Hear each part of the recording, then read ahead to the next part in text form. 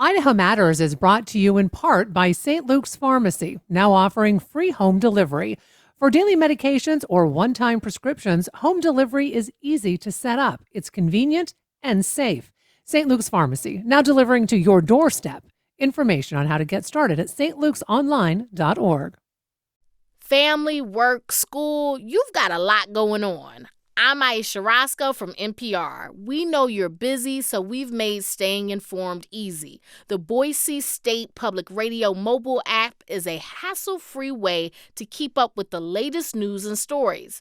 Whether you're cooking dinner, folding laundry, or just tackling your daily to-do list, staying in the know has never been so simple. Download the free Boise State Public Radio app today, so even when you're busy, you'll never miss a beat. And join me for Weekend Edition every Sunday morning from 6 to 10 on Boise State Public Radio News. From the studios of Boise State Public Radio News, I'm Gemma Gaudette. More Idaho Matters right now.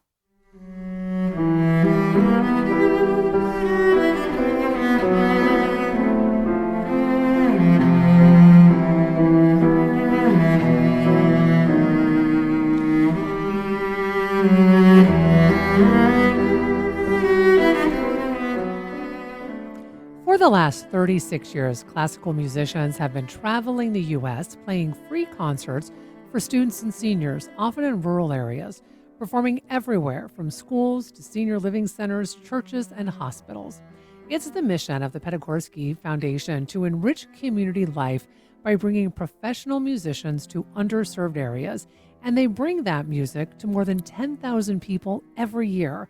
And they're bringing some of that music to Garden City tonight and Nampa tomorrow. Evan Drakeman is a cellist and the founder of the Piatigorsky Foundation, which he named after his grandfather. We're lucky enough to have him join us now to talk more. Evan, welcome to the program. Thank you, Gemma. It's wonderful to be with you and to be in Idaho. So, Evan, how long have you been playing the cello? You know, that's an interesting question. People have been asking me that in Idaho at many of my concerts. And I had to think about it a little bit, but I have been playing the cello for half a century and a year. And how did you get started playing the cello? Well, how did I get started? I loved music as a child, and I tried all different kinds of instruments. I started with the piano. I quit that. I tried the guitar, quit that, tried the drums. And then I told my parents I'd really like to play the cello. And they said, sure you do. After quitting all those other instruments, they said, you're going to have to get straight A's for a semester and then we'll see. So I did. I got straight A's, and I was lucky enough. My grandfather got me a cello, a 7/8 size cello, and I studied with one of his students, a wonderful cellist named Stephen Cates. And that's kind of how I began. And I want to know what your parents' reaction was then when you actually stayed with it. Well, so the first year, there's a real learning curve with any string instruments. There's lots of squeaks and squawks, and it's difficult, and you're not really making music. And that first year, I practiced as much as 15 minutes a week, whether I needed it or not. And then my parents suggested that maybe I would like to go to a summer music camp. Well, I thought, I'm playing a little bit, I'm taking lessons, but I hadn't really got the hang of making music yet. And so I was thinking a whole summer playing music. I looked at the pamphlet and it said every day you had an hour orchestra rehearsal, an hour chamber music rehearsal, an hour private lesson, an hour of individual practice, an hour of choral work. I thought, wait a minute, 5 hours a day. And then I read a little bit further, and it said there were 3 girls to every boy. And I thought, maybe I'll give this a try. I'll see what it's like. So I went to this camp. It was in the Berkshire Mountains, and it was there, playing in an orchestra, playing in a string quartet, playing with a piano, that feeling of making music, creating this glorious art. I just fell completely in love with music. There's an expression that my grandfather had. He said, once you've tasted the blood of music, there's no turning back. Wow. Well, and it did pay off. In fact, I want to play some of your music from your CD called Fantasy. So let's take a quick listen.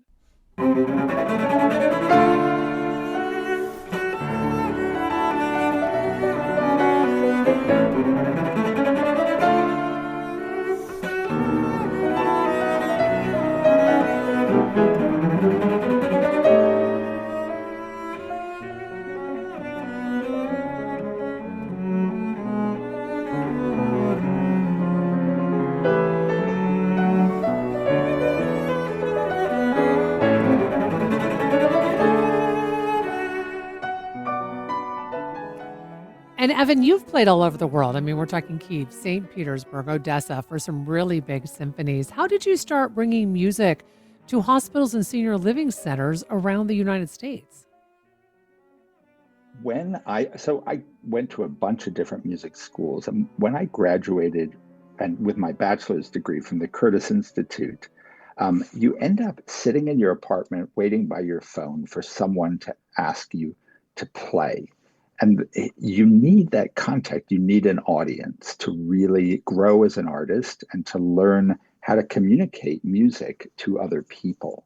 And a number of different things happened, but I had the opportunity to go to a retirement community in Philadelphia. It was called Cathedral Village, right before my graduation recital from Curtis.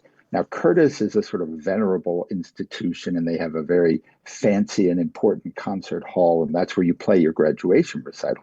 Well, I went to Cathedral Village, and there were 200 people waiting for me, a really nice stage, a nice piano. I played my recital. Then I went to play my graduation recital. And there was my teacher and my parents and my two best friends and no one else. And I thought, wait a minute, which is the warm up? And I Ah, remembered that Cathedral Village, and I thought to myself, here there are retirement communities all over the country. They're built-in audiences. I need an audience. And so I started out by just playing in retirement communities. And the very first year in 1990, I was able to book and perform 100 concerts, 100 recitals. But as I traveled around, what I discovered is that all kinds of people were isolated from live classical music for many mm. different reasons, geographic, economic. Many schools had cut music from their programs. And so I expanded the mission to bring live classical music to anyone who otherwise might not have access to it. And then you start up your foundation, which you named after your grandfather. And he fled Russia for Poland, but tell us how he actually then ended up in France, but he was able to get out of France right before Hitler invaded. Yeah, he had a kind of a storied life. I mean, his it's astounding that he even survived, but he escaped after the revolution. He escaped Russia in 1921. He ended up first in Leipzig to study with Julius Klengel, and then in Berlin, where he was starving and sleeping on a park bench. And then, of course, he was discovered because he was kind of a phenomenon. He had learned the cello in a little village where there were no cellists. And so instead of emulating the cellists of the day, who for the most part played really badly, they were the butt of all the musical jokes. They played out of tune, they scratched, they slid between every note. Instead of that, he learned from the violinist. So he learned how to play the cello like a violin. And he dramatically expanded the technique of the instrument. And so pretty quickly in Berlin, he was discovered. He became principal cello of the Berlin Philharmonic. And after a number of years at that, he became a soloist. And he toured the world under a manager who was really an impresario. It was a different era. And this impresario had three artists. One was the violinist Nathan Milstein, one was the pianist Vladimir Horowitz, and one was my grandfather. They were all in their 20s. Mm. And they toured as a trio and as soloists, and they were simply traveling all over the world performing concerts. And my grandparents met. My grandmother was French, and they were living in Paris. And My mom was, I think, 2 years old. So this was Mm, 19, was it 39 or 40? And my grandmother woke up one morning and said, we have to leave. My grandfather said, okay, we'll plan a trip. She said, no, we have to leave now. And they packed suitcases and they boarded a ship, which was ordered to not leave because Hitler had just invaded France. And wow. so 24 hours later, the captain pulled anchor and the ship got out. And at that time, it was the last one to get out of France. And your grandfather, you've quoted him before saying that music is not a luxury for an elite few, but a necessity of life for all. Why is that quote so important to you? Music is an extraordinary thing. I mean, on many levels, we all seem to need it. When you move into a new home or apartment, it's not a home until it has music in it. Way back in the day, everybody played instruments because that was the way to get music. They sang and they played instruments. Now, of course, we can stream it through all kinds of methods, but until you have your system set up, till you have music in your home, it's not really a home. I believe that Plato banned music from the Republic because he felt it was too powerful. It had the Mm, ability to move armies. It's just this art form that speaks to human beings, and we seem to need it. I also like to describe music as both the most abstract and the most concrete art form that exists. It's abstract because you can't touch it, you can't feel it. The minute someone stops singing or playing, it vanishes, it disappears into thin air, it evaporates.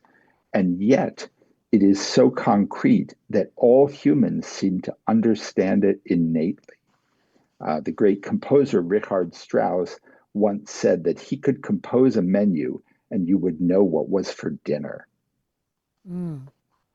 Before I let you go, you are playing two concerts here in Idaho. You're playing one tonight in Garden City and then another one in Nampa. And Yeah. you won't be playing alone, but tell us a little bit about what folks can plan on seeing and hearing. So our concerts, and this is true for the entire Piatigorsky Foundation, they're about an hour long, and there's always questions and answers. We always talk about each piece. We introduce each piece because we often go to areas where people have never heard live classical music. We use hooks and ways of drawing people in and giving them a sense of what they're about to hear. I mean, if you can imagine someone who's never heard a sonata before, you just start to play without saying anything, and they think, when is this song going to be over? 3 minutes later, they're looking at their watch. But if they know that the sonata is divided into four movements, and these are the different movements, and this is what you're going to hear, and this is what the composer was going through at the time, then suddenly you have that connection to the music. So we always introduce each piece, we talk about it a little bit, there are questions and answers. But it will be a recital. There will be probably about 45, 50 minutes of music. And we're going to be playing works by Schumann, Beethoven, Bloch, and Carl Maria von Weber. Well, I want to thank you so much for taking time out of your busy schedule to come talk with us. We've been speaking with Evan Drickman. He's a cellist and the founder of the Piatigorsky Foundation, which brings free classical music to underserved communities all around the U.S. He's joining with Boise State Public Radio for two free concerts, one tonight, April 21st, at the Creative Space in Garden City. That'll be at 6 p.m. And then another one tomorrow night, April 22nd, at the Brandt Center in Nampa. And we'll be sure to put a link to all of those concerts on our website, boisestatepublicradio.org. Thanks so much for listening to this episode of Idaho Matters. And for quick news of the day, start your mornings with our podcast. It's called The Connector, Idaho Daily News. If you're really enjoying this show, a quick rating or review on Apple or Spotify really helps other folks discover us, and we'd appreciate it. Hi, Idaho Matters podcast listeners. If you're on your smartphone right now, or if you have it nearby, I wanted to pop in to tell you about something to check out. Boise State Public Radio is now on Nextdoor. Here's what that means. trusted local news, thoughtful reporting, and stories from across Idaho right along your neighborhood updates. If you already have the Nextdoor app, you're halfway there. Just search Boise State Public Radio and hit follow.